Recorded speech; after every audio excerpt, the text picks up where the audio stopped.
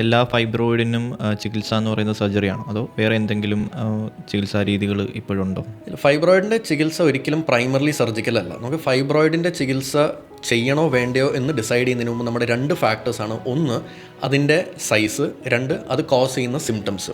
ഇപ്പോൾ വളരെ ചെറിയ ഫൈബ്രോയിഡ് ആണെങ്കിലും അത് സിംറ്റംസ് ഒരുപാട് കോസ് ചെയ്യുന്നുണ്ട്. ഫോർ എക്സാമ്പിൾ ഇനി സബ്മ്യൂക്കസ് ഫൈബ്രോയിഡ്സ് എന്നൊക്കെ പറയും. അതായത് ഗർഭപാത്രത്തിൻ്റെ ലൈനിങ്ങായ എൻഡോമെട്രിയത്തിൻ്റെ അകത്തേക്ക് തള്ളി നിൽക്കുന്ന ഫൈബ്രോയിഡ്സ് ആണ്.